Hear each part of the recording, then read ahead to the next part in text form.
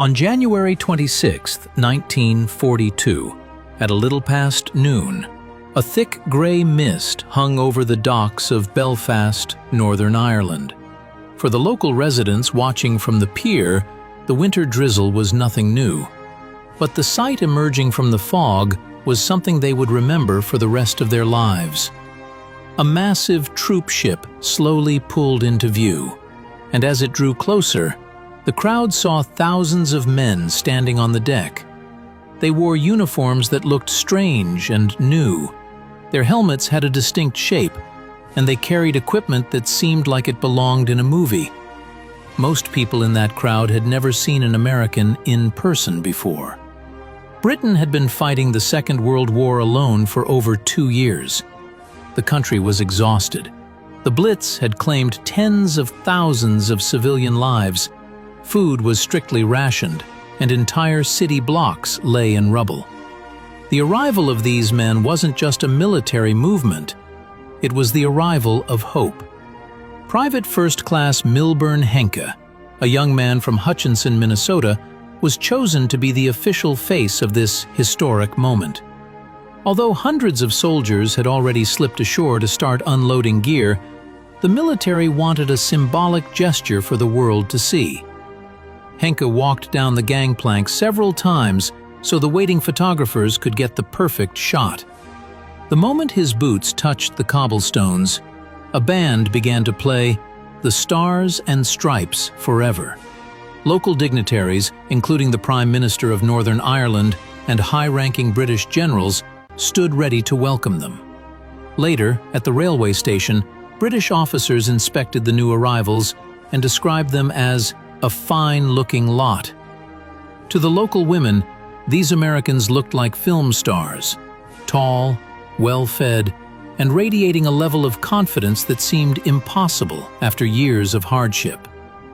But beneath the initial excitement, two very different worlds were about to collide. What happened over the next 3 years would reshape both nations in ways no one predicted.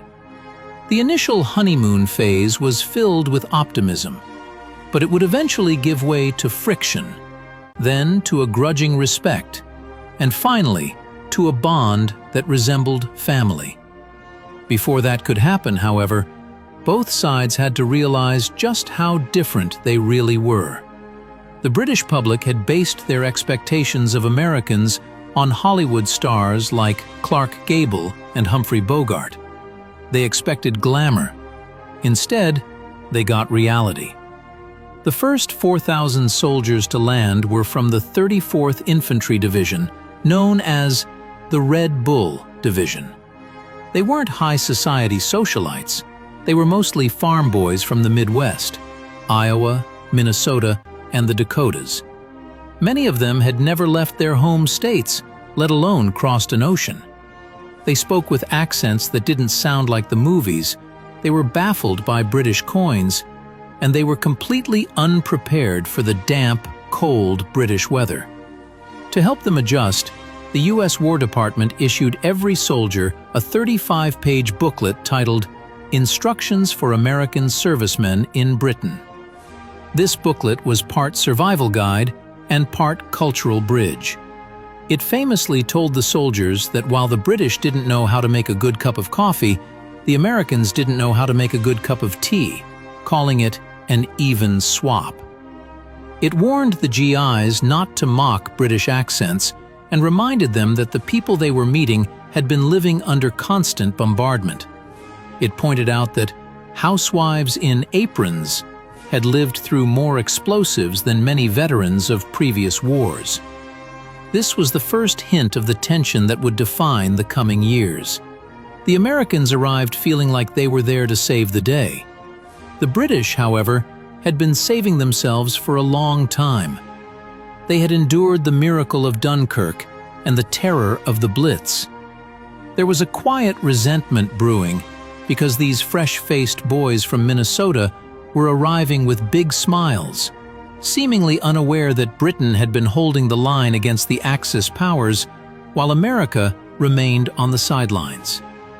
These cultural miscommunications were constant, Americans were seen as loud and direct, while the British were perceived as reserved and indirect. When an American soldier said he was doing great, a British person might find it boastful. When a British person said something was not bad, the American might think they were unhappy, when in fact, not bad was a high compliment in British understatement. These gaps in communication were exhausting. British officers often remarked that working with the Americans was like speaking two different languages that just happened to use the same words. But the biggest source of tension wasn't language or manners, it was money. By the summer of 1942, tens of thousands of Americans were arriving every month. They brought something the war-weary British hadn't seen in years: disposable income. An American private earned roughly $50 a month, which was about 4 times what a British private made. This pay gap created a massive divide. The Americans had cash to burn, and they spent it freely in local pubs and shops. They could afford meals and drinks that the local working class could only dream of. They also had access to luxury goods through their military exchanges that had been gone from British shelves since 1939. Chocolate, chewing gum, real coffee, and silk stockings became symbols of the American presence. British children quickly learned the phrase, "Any gum, chum?" They would follow the soldiers through the streets, hoping for a treat. To the young GIs, a stick of gum was a small thing, but to a child who hadn't tasted sweets in months, it was a treasure. British mothers watched this with mixed emotions: gratitude for the kindness shown to their children, but a stinging pride that they couldn't provide these things themselves. The contrast extended to their physical appearance as well. American uniforms were made of high-quality cloth and were better tailored. The soldiers appeared healthier because they hadn't spent years on meager wartime rations. In Britain, clothes rationing was so strict that people were encouraged to make do and mend, turning old curtains into dresses and patching suits until they were more thread than fabric. Food was even tighter. A single person's weekly ration included just a tiny bit of butter, a couple of slices of bacon, and maybe 1 egg. Fresh fruit like bananas and oranges had completely disappeared. Then there was the social tension involving women. The American soldiers were young, lonely, and far from home. British women had spent years in a world of gray blackout curtains and fear, with many of their own men fighting overseas or lost in battle. Suddenly, these exotic strangers arrived, looking like they stepped off a cinema screen and knowing how to dance the jitterbug. The jitterbug was wild and energetic, a stark contrast to the formal waltz or foxtrot. It became a symbol of the American cultural invasion. British men, often home on leave and wearing worn uniforms with very little money, found themselves competing with Americans who could provide dinner, drinks, and dancing without a second thought. This bitterness eventually crystallized into the famous phrase, "Overpaid, oversexed, and over here." The Americans, never ones to be outdone, had their own retort, saying the British were underpaid, undersexed, and under Eisenhower. While the jokes were clever, the underlying friction was real, leading to frequent scuffles in pubs and dance halls. However, a much more profound cultural encounter was taking place involving race. Of the hundreds of thousands of Americans in Britain, about 150,000 were African American. They served in segregated units, mostly in logistics and supply, and were subject to the harsh Jim Crow laws of the United States. But Britain had no such laws. For many black soldiers, arriving in the British countryside was the first time in their lives they were treated as equals by white people.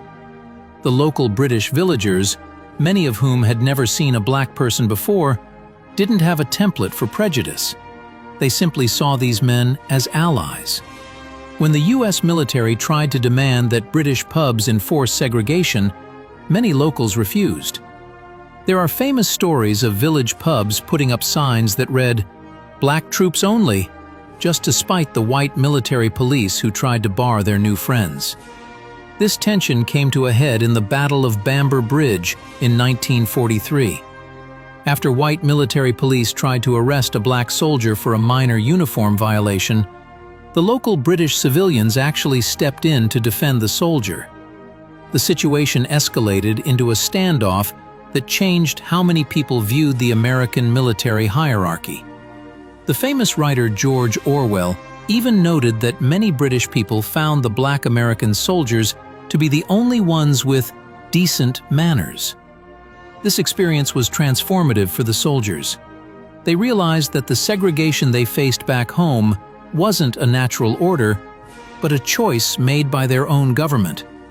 Many historians believe the seeds of the American civil rights movement were sown in the pubs and villages of wartime Britain, as these veterans returned home unwilling to accept second-class citizenship ever again. As 1943 turned into 1944, the nature of the relationship changed once more. The American presence was no longer just a novelty, it was an integral part of the landscape. The U.S. 8th Air Force had established dozens of bases in the English countryside. Every morning, hundreds of B-17 bombers would fill the sky, their engines roaring like thunder. And every afternoon, the British civilians would look up and count them as they returned. They began to see the empty spaces in the formations. They realized that behind the bravado and the silk stockings, these young men were facing terrifying odds. The losses in the air war were staggering. On some missions, dozens of planes never came back, meaning hundreds of young men disappeared in a single day. The British people began to open their homes for Sunday dinners, not out of curiosity, but out of a sense of shared grief. They saw these boys as they were, homesick, frightened teenagers doing a dangerous job. The arrogant Americans were actually just kids who might not live to see the next sunrise. This shared vulnerability began to turn the initial resentment into a deep, protective affection. Then came the build-up to D-Day. Southern England became one giant military camp. Tanks rumbled through narrow country lanes, and millions of tons of supplies were stacked in every available field. The gravity of the moment was undeniable. On the eve of the invasion, as the troops began to move toward the coast, the cheers and flags were gone.